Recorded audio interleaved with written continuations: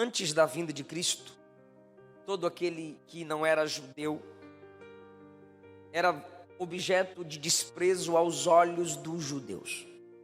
Nós sabemos historicamente que até hoje o antissemitismo existe, que é a oposição que se faz ao povo judeu. Mas a Bíblia, como eu disse ontem, é um livro justo e não moralizado.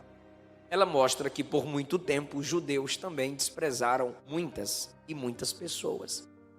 E todos sabem que o mundo, a noção que o mundo tem de Deus, eles devem isso, o mundo deve a noção que tem de Deus aos judeus. Os judeus apresentaram Deus ao mundo. Deus vem escolhendo homens. A partir de Adão veio Sete, veio Enos, veio Noé, veio Sem, Abraão, Isaac, Jacó, 12 filhos, 12 tribos, Israel. Esse povo da aliança com Deus, o povo que tem as promessas de Deus, o povo de onde veio o Salvador, o povo de onde veio o Messias, olhando apenas para seus privilégios e não para a sua missão de representar Deus na terra, desprezaram os outros que não tinham os mesmos privilégios que eles. Você lê Levítico, Êxodo, Levítico, Deuteronômio, você percebe Deus dando diretrizes para que eles soubessem tratar os estrangeiros, soubessem tratar as pessoas de outras nações. Paulo está tratando isso no coração de quem não é judeu. Paulo agora não está exortando os judeus a receberem os gentios. A expressão que Paulo usa para aquele que não é judeu é essa, gentil, porque o mundo era dividido assim: os judeus, na expressão bíblica, o judeu, o gentil ou o bárbaro. Socialmente falando, o judeu, o grego, o romano. E quem não tinha identidade entre essas potências judaica, entre os gregos e entre os romanos, eram considerados bárbaros. Quando você lê Atos 28, você percebe que numa ilha, Paulo é recebido por bárbaros. Seriam para nós hoje os índios de muitos lugares. Então os judeus olhavam para aqueles que não eram judeus, diziam que eles eram incircuncisos. Você vai lembrar dessa expressão, 1 Samuel capítulo 16 e 17, quando Davi vai enfrentar Golias. Ele olha para a nação de Israel, para o exército, e pergunta: por que vocês estão assustados e estão com medo de encarar este incircunciso? Porque era a marca da aliança entre o povo de Deus, uma marca feita pelo homem, um corte no prepúcio.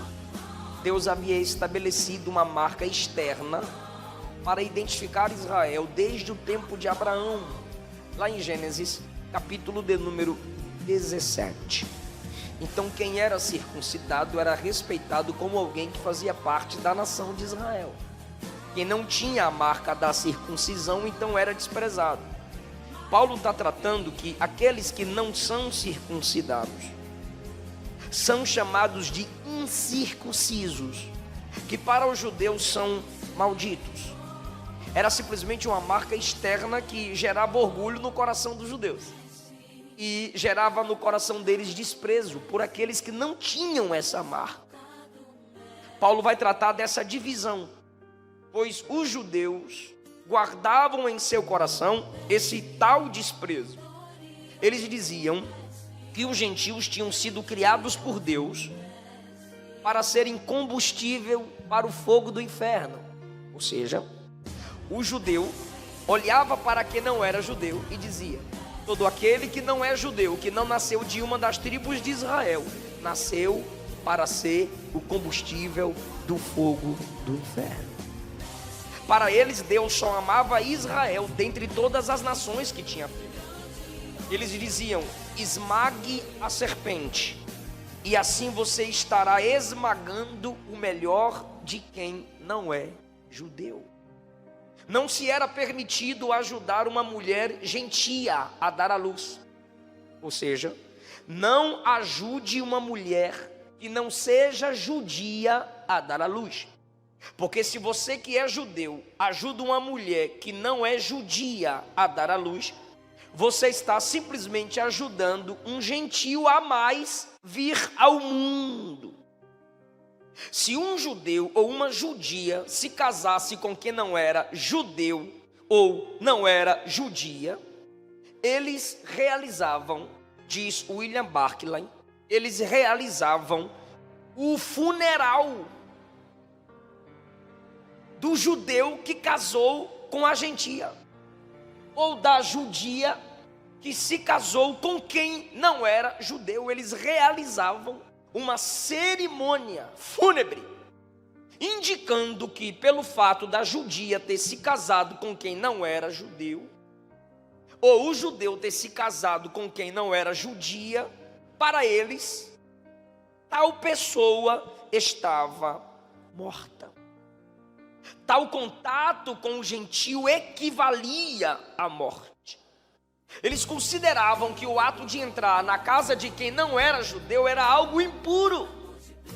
Leia Atos 10 em casa, quando Deus ordena que Pedro pregue para quem não é judeu, e Pedro resiste à visão. E quando Pedro chega na casa desse homem, Cornélio, que não é judeu, a primeira parte do sermão de Pedro é: vocês sabem que um judeu não pode entrar na casa de um gentio. E se você ler os primeiros versículos do capítulo 11 de Atos dos Apóstolos, a Bíblia diz que a igreja fez uma reunião para perguntar para Pedro por que ele foi pregar para quem não era judeu. E quando Pedro havia acabado de contar a história, a Bíblia diz: só assim tiveram paz. Estavam atribulados porque Pedro pregou para quem não era judeu. Paulo agora no capítulo 2 está escrevendo a crentes gentios que estão se convertendo ao evangelho do Cristo que veio dos judeus. Deus escolheu os judeus para no meio deles encarnar, para primeiro trazer de volta o povo da aliança. João capítulo 1, ele veio para os seus, mas os seus não o receberam. E assim ele dá a todo aquele que recebe Jesus o poder de ser chamado filho de Deus. Isso quer dizer que na vinda de Cristo essa barreira muda. É isso que Paulo trata, versículo 12. Naquele tempo antes de Cristo, vocês estavam separados de Cristo, eram estrangeiros, não pertenciam ao povo escolhido de Deus, não tinham parte nas suas alianças que eram baseadas nas promessas de Deus para Israel. E neste mundo vocês viviam sem esperança e sem Deus, tudo isso sem Cristo. Então o primeiro ponto da minha mensagem é uma condição miserável. Nós, eu, tu e eu, nós estávamos nessa condição. Israel falhou na missão de representar Deus às nações. Deus deu essa missão lá no Êxodo 19 e eles rejeitaram. Por isso que Pedro escreve na primeira carta de Pedro, capítulo 2, que a igreja é o sacerdócio real, a nação santa, propriedade exclusiva de Deus para proclamar as virtudes daquele que nos chamou das trevas para a sua maravilhosa luz. Então entenda, eu e você não somos judeus. Então para os judeus estávamos a caminho do inferno. Para os judeus não haveria salvação para nós. Para os judeus jamais poderíamos ouvir a mensagem da salvação. João capítulo 4, Jesus disse assim: a salvação vem dos judeus. Mas Jesus não disse que a salvação vem só para os judeus. Se tiver como devolver retorno para mim, eu agradeço, por favor. Jesus disse que a salvação vem dos judeus e não para os judeus apenas. Jesus estava ensinando que, apesar dele ter vindo dos judeus, porque Jesus veio da tribo de Judá, Ele não veio exclusivamente para os judeus. Então olha a condição miserável que todo homem estava. Versículo 12: separados de Cristo, estrangeiros, sem pertencer ao povo da aliança, sem estar debaixo da promessa, sem esperança e sem Deus. O que é isso, irmão? Uma condição miserável. Todo gentil, todo homem sem Deus está nessa condição miserável. E hoje, depois de Cristo, todo judeu que não se submete a Cristo como único Senhor e Salvador, também está numa condição miserável. Porque Atos capítulo 4, Pedro disse: não há outro nome dado entre os homens pelo qual devamos ser salvos, só pelo nome de Jesus.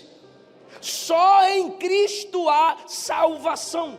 Todo homem sem Jesus está nessa condição miserável. E eu vou resumir toda essa miserabilidade em duas ausências. Diz o texto: sem Cristo e sem Deus no mundo.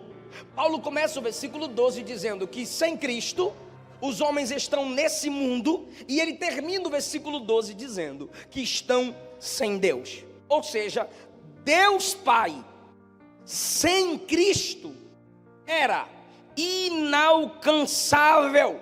Só em Cristo Deus é alcançável. Eu sou o caminho, a verdade e a vida, disse Jesus, João 14. Ninguém vem, não é vai, ninguém vem ao Pai senão por mim. Sem Deus e sem Cristo, o homem estava sem a morte de Cristo. Então, sem Deus e sem Cristo, como é Deus Pai? Inalcançável. Sem Cristo, inalcançável. Sem Cristo, Deus Pai é inapelável. Ou seja, não adianta apelar, não há intercessor, não há advogado entre o homem e Deus. Sem Deus Pai e sem Cristo não havia esperança para a humanidade. Terceiro lugar, sem Cristo, Deus Pai é inacessível.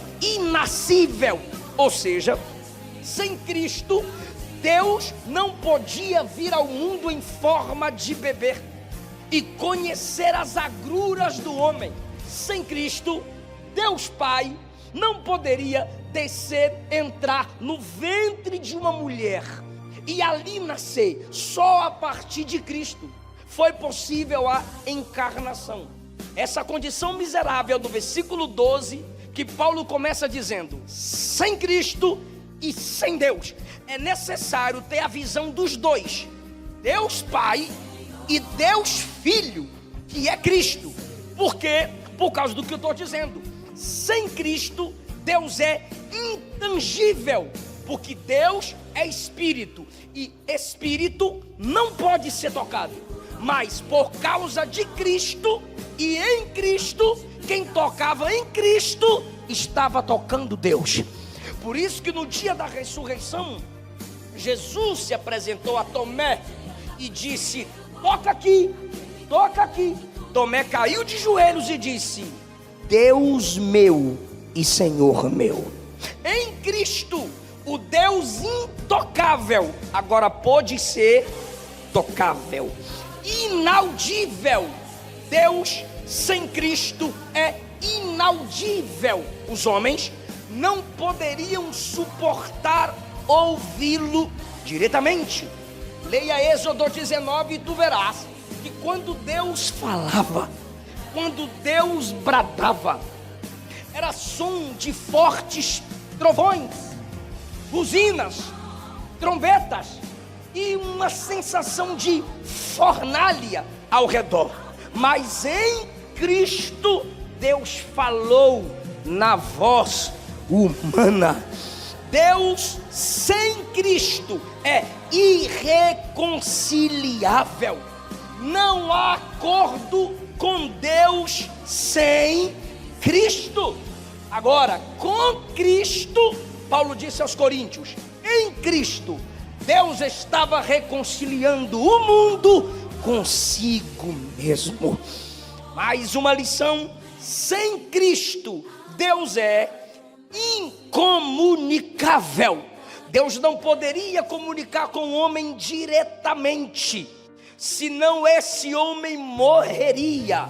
Sem algum intercessor, sem alguém entre ele e quem queria ouvi-lo, Deus não comunicava. Em Cristo, Deus veio e falou diretamente aos homens. Deus sem Cristo é incorrespondido, ou seja, ninguém poderia louvar a Deus ou devolver a Deus alegria, dons, ofertas, de modo a Deus se sentir correspondido. Salomão disse isso: que te darei, se o Senhor domina céu e terra? Davi disse: que te darei, se tudo que tenho foi o Senhor que me deu? Não há nada, Senhor, que eu te dê, que eu sinta que o Senhor foi correspondido. Sem Cristo, Deus não é correspondido, ou seja, sem Cristo, Deus é incorrespondido. Deus não poderia ser retribuído pelo amor do homem. Ele até pergunta lá em Malaquias 1,6: se o pai tem o amor do filho, onde está o amor de vocês por mim? Não tinha como. O próprio Deus dizia a Israel: eu cuido de vocês por amor a mim mesmo. Mas em Jesus, Deus é correspondido, ou seja, o seu aleluia, o seu glória, o seu culto, a sua obra em nome de Cristo. Hebreus 12 diz que pelo nome de Jesus, Deus recebe o nosso louvor como ofertas e sacrifícios suaves. Então, Cristo é o filtro. Se o nosso culto não passa por Cristo, não chega no Pai. Não adianta inventar senhores, santos, senhora, o que for. É só através de Cristo. Ele é o nosso altar. Sem Cristo, Deus é indescritível, pois ninguém jamais o viu. Mas em Cristo, Ele pode ser descrito como o Deus entre os homens, o Deus perdoador, o Deus que sentiu o que sentimos, não por teoria, mas na prática. Deus sem Cristo é inimitável, ou seja, Deus não pode ser imitável sem Cristo, pois ninguém nunca o veria, ninguém nunca o viu.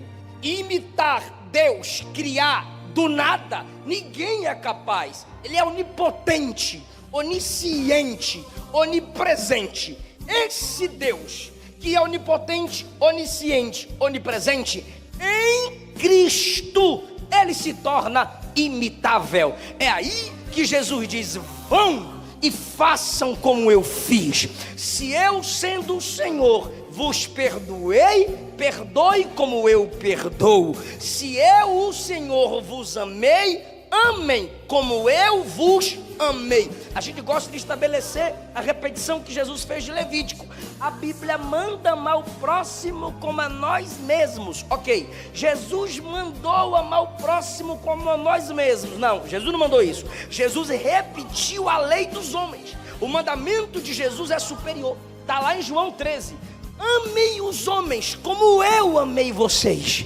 Eu te amar como eu me amo é um nível abaixo do que o nível que Jesus ordenou.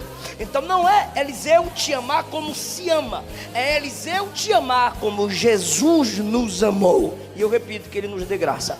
Sem Cristo, Deus é inquebrantável, ou seja, Ele nunca se sensibilizaria do modo que Cristo expressou sensibilidade. Sem Cristo, Deus é inquebrantável. Mas quando você lê João capítulo 11, você lê assim, versículo 35: Jesus chorou. Então em Cristo Deus teve quebrantamento. Aleluia. Sem Cristo Deus é invisível, porque sem Cristo ele não tinha um corpo para ser visto. Agora em Cristo ele deixa de ser eternamente invisível. Por quê? Porque quando Jesus encarnou, Deus estava sendo visto.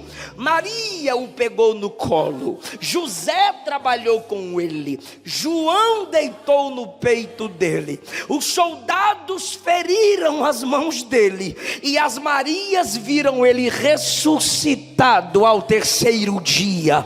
E no dia que a igreja for arrebatada, ela verá Deus em Cristo, porque nele habita corporalmente toda a plenitude da divindade. Então, pelo amor de Deus, em nome de Jesus, por favor, por gentileza, para com esse pensamento: chegar no céu eu vou ver o Pai, o Filho, o Espírito. Não, não é assim. Deus Pai não tem corpo. Quando a trombeta tocar e a gente subir, toda a glória do Pai, toda a essência do Pai, a glória do Espírito, a essência do Espírito, tudo estará no corpo do Filho. Aleluia. Ele é a lâmpada que conterá toda a energia e todo o brilho da divindade. O nome do nosso Deus é Pai, Filho e Espírito Santo. Mas na eternidade veremos três em um. Sem Cristo ele é invisível, mas em Cristo nós vamos tocá-lo, abraçá-lo, aleluia. Nós vamos nos prostrar diante dele. Então, olha a situação, versículo 12: sem Deus, sem Cristo. Qual é a minha conclusão? Olhe para cá. Se Deus sem Cristo é tudo isso que eu falei, imagine o homem sem Cristo e sem Deus.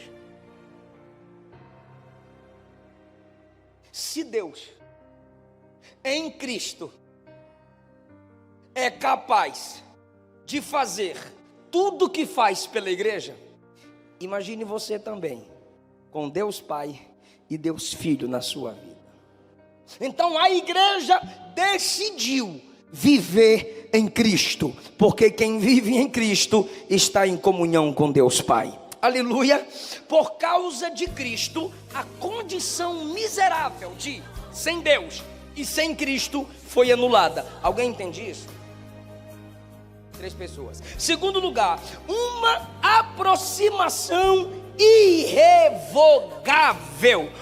Olha o que Paulo diz no versículo 13. No 12 ele diz: vocês estavam sem esperança, sem promessa, sem fazer parte do povo de Deus, sem Cristo, sem Deus, condição miserável. Segundo lugar, uma aproximação irrevogável. Versículo 13: mas agora em Cristo Jesus, vós que estáveis longe, pelo sangue de Jesus chegastes perto. Porque Ele é a nossa paz, o qual de ambos os povos, olha só, judeus desprezadores e gentios desprezados, de ambos os povos fez um só, e derrubou a parede da separação que estava no meio dos dois, e pela cruz reconciliou esses dois povos em um corpo, que é a igreja. Aleluia. Paulo não está dizendo que por causa da cruz de Cristo, quem não é judeu e é judeu já está unido em comunhão com Deus. Não, Paulo está dizendo que por causa da cruz, o grupo de judeus que crê em Jesus e o grupo de que não é judeu que crê em Jesus se torna um povo só. Independente se você é judeu ou não, independente se você é gentio ou judeu, não importa. Em qualquer nação do mundo, aceitou Jesus, se torna membro desse corpo aqui. Deus fez um povo só. Não há mais para Deus diferenciação. Creu em Cristo lá, é nosso irmão em Cristo Jesus. Olha como a versão A Mensagem interpreta esse texto.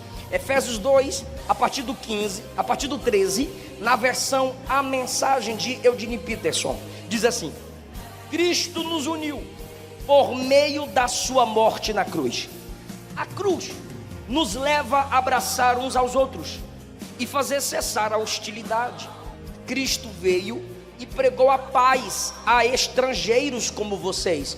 É Paulo dizendo aos estrangeiros que na igreja em Éfeso estava se convertendo e tendo comunhão com os irmãos judeus. Por quê? Durante muito tempo os judeus desprezavam, mas agora na igreja os gentios estão temendo fazer parte da comunhão, porque eles sabem dos pensamentos que os judeus tinham sobre eles. Então Paulo diz: pela cruz Cristo cessou a hostilidade. Creu na obra de Cristo na cruz, você se torna igual. Cristo veio, pregou a paz a estrangeiros como vocês que não são judeus, e também aos judeus que já conheciam a Deus. Então não é salvo porque é judeu e não é desprezado porque não é judeu. Jesus pregou para todos. Ele nos tratou como iguais e nos fez iguais. Por meio dele compartilhamos do mesmo Espírito e temos o igual acesso a Deus. Sim, está mais claro para a nossa compreensão. Barclay, pesquisador teólogo, disse: olha do que Paulo está falando. Paulo disse que na cruz Jesus derrubou a parede, Jesus derrubou a separação. A gente pensa logo no véu lá do templo. Preste atenção na profundidade que Paulo está tratando. William Barclay disse assim: o templo dos judeus constava de uma série de átrios, como se fossem salas, antessalas, espaços antes do acesso principal. Cada um desses átrios era mais alto que o anterior, então era de baixo para cima. No primeiro termo estava o átrio dos gentios, lá do lado de fora. Depois do átrio dos gentios vinha o átrio das mulheres. Depois vinha o átrio dos israelitas. Depois vinha o átrio do sacerdócio, para depois chegar no santuário. Detalhe: entre o átrio dos gentios e o átrio das mulheres tinha um muro de mármore belamente trabalhado. E nesse muro, entre mulheres e gentios, haviam lápides, indicando que se o gentio ultrapassasse aquela barreira, ele era passível de morte instantânea. Em Atos 21, Paulo conduz um gentio no templo e ele é acusado para a morte por causa disso. Aí Paulo está dizendo: gente, quando Cristo morreu na cruz, ele não estava só rompendo a barreira espiritual entre o homem e Deus. Ele estava dizendo que não pode mais haver no templo essa separação entre quem é judeu e quem não é, pois quem recebeu Cristo, qualquer um recebe o mesmo Espírito de Cristo e tem o mesmo acesso a Deus. Ou seja, a barreira foi derrubada, não é preciso mais tal separação. Romanos 8,35, Paulo diz: quem nos separará do amor de Cristo? Será a tribulação, a angústia, a perseguição, a fome, a nudez, o perigo, a espada? No 39 ele diz: nem altura, nem profundidade, nem qualquer outra criatura poderá nos separar do amor de Deus em Cristo Jesus, o nosso Senhor. Então, Paulo está dizendo que a barreira entre judeu e gentil foi rompida, e a barreira entre o homem e Deus, por causa da obra de Jesus, também foi rompida. Não precisa mais tabernáculo, não precisa mais sacrifícios, não precisa mais sacerdote, não. Dobrou o joelho, ele escutou. Ah, não dá para dobrar o joelho hora deitado, ele também escuta. Tá na rua, qualquer momento que adorar, ele vai receber, e ele não confunde a voz de ninguém. Aleluia. Por quê? Porque nós temos livre acesso a Deus. Terceiro lugar, nós agora temos uma construção indestrutível. Caminhando para a conclusão. Primeiro, uma condição miserável. Segundo lugar, Paulo fala sobre uma aproximação irrevogável.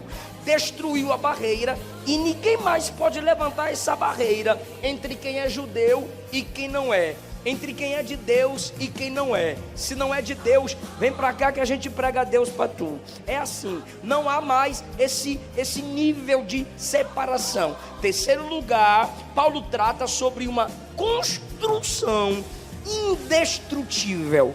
Depois que ele fala o que Deus derrubou, que foi a barreira, que foi a separação entre os povos, agora ele fala da construção que Deus está fazendo. Derrubou a barreira, derrubou a separação. Versículo 15, derrubou as regras dos mandamentos para a salvação, nos reconciliou no versículo 16, nos evangelizou no versículo 17. Olha agora o que ele diz no versículo 20: edificados sobre o fundamento dos apóstolos e profetas. O fundamento aqui é a doutrina. O que os profetas pregaram e o que os apóstolos pregaram, é nisso que a igreja crê. É nisso que a igreja se fundamenta, porque crer na Bíblia é ser inabalável doutrinariamente. Então a igreja começou crendo na doutrina dos apóstolos e na doutrina dos profetas, edificados sobre o fundamento dos apóstolos e profetas, que colocaram Jesus como pedra angular, ou principal, ou fundamental, no qual todo edifício, Paulo está chamando a igreja de construção agora, no qual todo edifício bem ajustado cresce. Me ajuda por favor e diga cresce. Guarde bem isso. Cresce para santuário dedicado ao Senhor, no qual, ou seja, nesse santuário que está crescendo, no qual vocês juntamente, ou seja, judeus e gentios, qualquer homem que se junta na mensagem do evangelho, que se junta na adoração, Paulo está dizendo, vocês juntamente estão sendo edificados, construídos para a habitação de Deus no Espírito. Eu tentei facilitar a linguagem de Paulo, mas, mais uma vez, vou me valer da versão A Mensagem. Eugene Peterson traduz assim na Bíblia a mensagem. Efésios 2, a partir do 19. Não é maravilhoso? Vocês já não vivem andando sem destino como estrangeiros. Este reino de fé agora é a casa de vocês, a sua própria terra. Não são mais estrangeiros, nem gente de fora. Vocês pertencem ao reino, com todos os direitos que o nome cristão lhe permite ter. Deus está construindo uma casa, e nessa casa Ele usa todos, independentemente de como chegamos aqui. Ele usou os apóstolos, Ele usou os profetas como fundação. Agora usa vocês, colocando vocês como que pedra por pedra, um santo templo construído por Deus. Todos nós, nele incluídos, formamos um templo onde Deus de fato se sente em casa. Aleluia, isso é maravilhoso.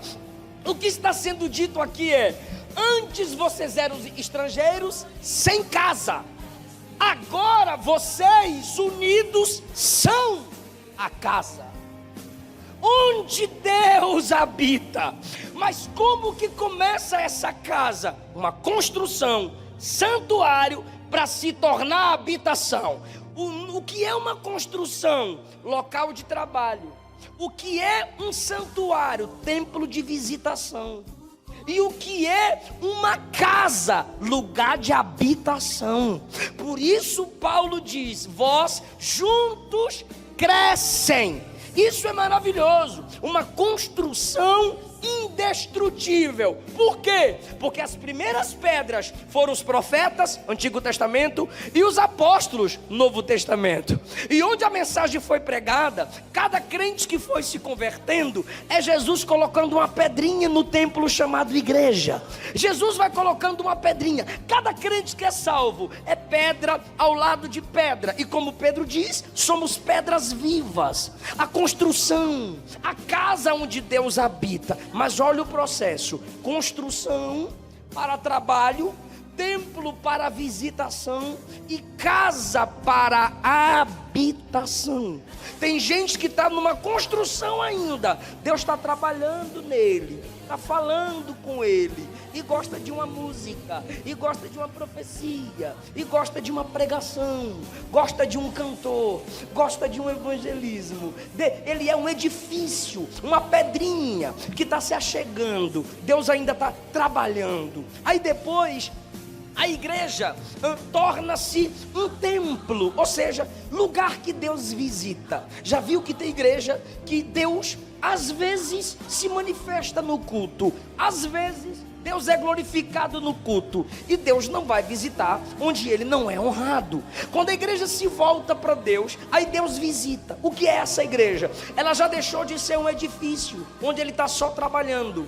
Ela passou a ser um lugar que convida Deus. Vem, Jesus, fala aqui conosco. Vem, Jesus, deixa a gente se arrepiar com sua presença aqui. Mas essa igreja ainda está em processo de amadurecimento. Existe um outro tipo de igreja que já tornou casa de Deus. Em todo culto Deus fica à vontade para falar. Em todo culto Deus fica à vontade para agir. Vou perguntar de novo, alguém está entendendo isso? Olha o que ele diz, gente, está aqui, ó, versículo 21, o edifício bem ajustado cresce para santuário, 22, e se torna habitação de Deus. Então tem lugar que Deus só trabalha. Hoje vai ter milagre. Quem quer a benção? Eu quero a benção. Quem quer a cura? Eu quero cura. Me dá minha vitória para depois subir. Me dá minha vitória para depois subir. Ou seja, Deus só está ali para trabalhar. Porque aquela igreja é uma construção onde Deus é um operário. Mas Deus não desiste dela. Deus vai trabalhando. Aí de repente ela se torna um templo para Deus visitar. Vem Jesus, toca-me de novo. Acaba o culto por desvia. Ou seja, é um santuário que Deus visita. Mas a gente está chegando no nível que a gente é casa que Ele vai falar todo dia, vai trabalhar todo dia e vai habitar em nós. Quando eu nunca mudo o meu caráter, mas só digo: Deus, continue trabalhando na minha vida, eu ainda estou em construção. Quando eu sempre vou para o culto e quero saber como é que está o culto, mas depois do culto eu levo uma vida de pecado, eu estou simplesmente no nível do templo.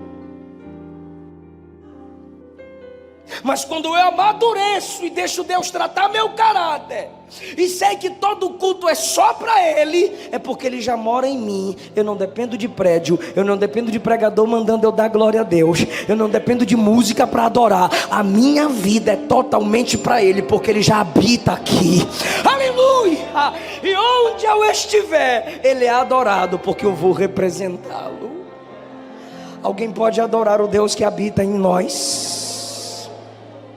Eu entendo a linguagem técnica, pastor, de quando a gente canta assim. Põe lá menor, vou tentar cantar, não desvia não, irmão. É só uma tentativa, lá menor. Isso. Espírito. Agora. Que desce como fogo. Parou. Desce como fogo, ele já desceu. Ele já desceu lá no Pentecostes. Jesus disse: eu enviarei o Consolador, e Ele estará convosco e em vós para sempre.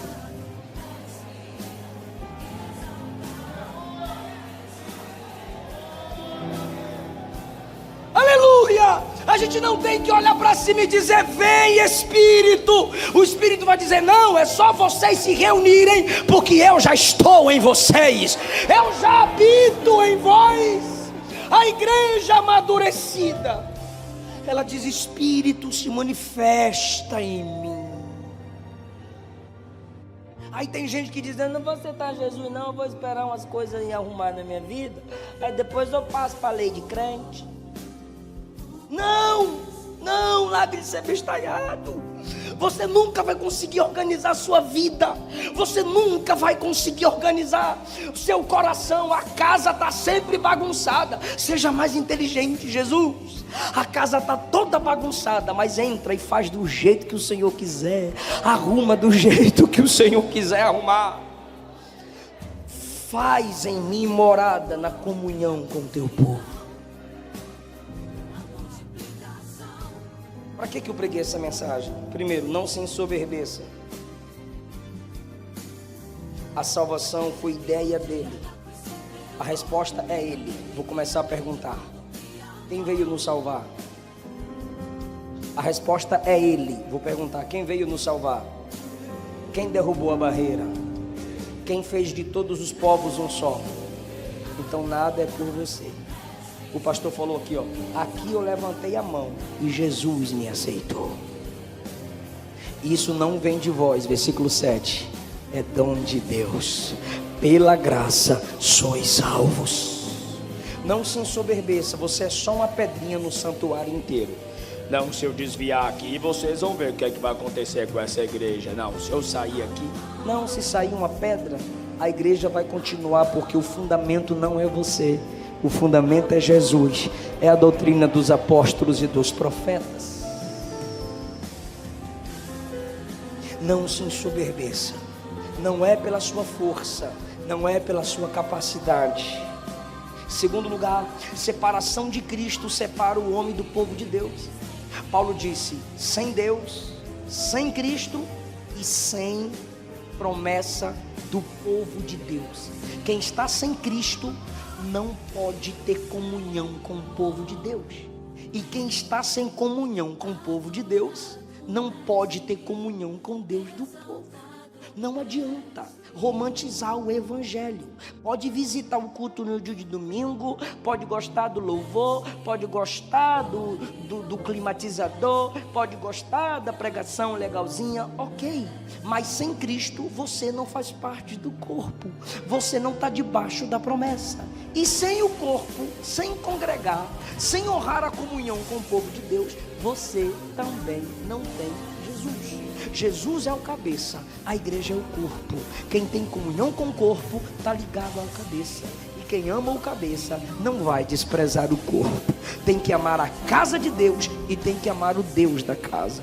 Paulo disse isso: vocês eram estrangeiros ao povo de Deus, eram sem Cristo e sem Deus, mas agora em Cristo, judeus, ou seja, povo de Deus, e gentio, que era sem Deus, se tornou um povo só de Deus, família de Deus. Separação de Cristo separa o homem do povo de Deus. Se você está longe da igreja, você vai se distanciar de Cristo.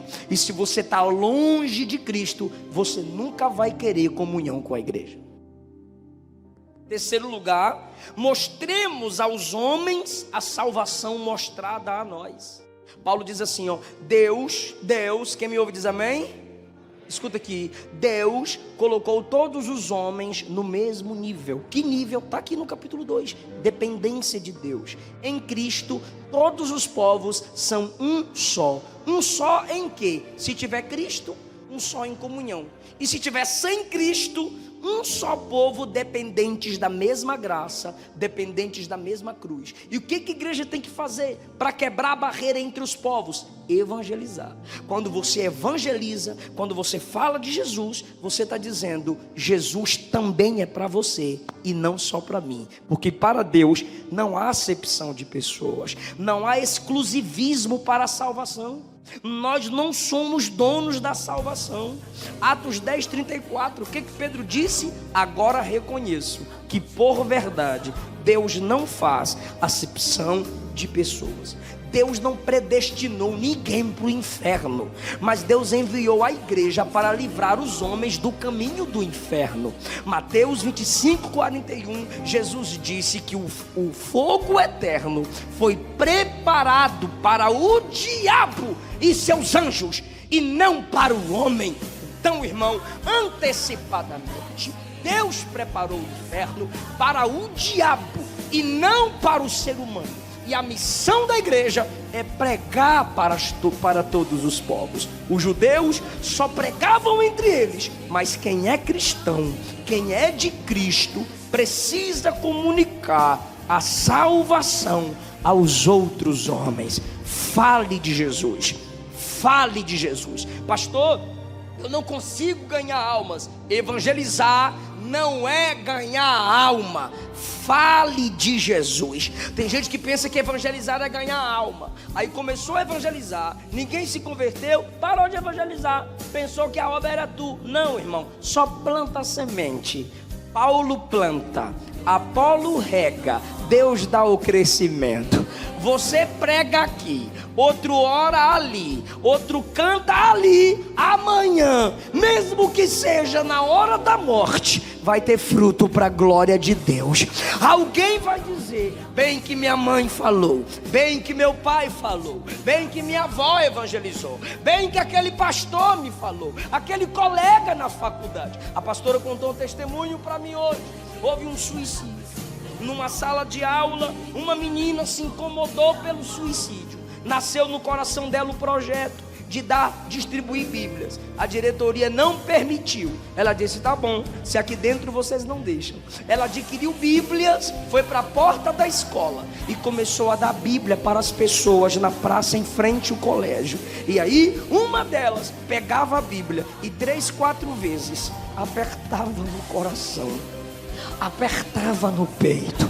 Ai, irmãos, estamos no mesmo nível. É todo mundo dependente do sangue de Jesus. Deus não te deu o Espírito Santo para você ficar sentado na igreja falando labalaias. Quem recebeu o dom de línguas não é para ficar mostrando-se superior espiritualmente falando. Não, irmão, o dom de línguas é um sinal. Que sinal, pastor? Que o evangelho deve ser pregado em outras línguas, que a mensagem da salvação é para ser apresentada ao mundo inteiro.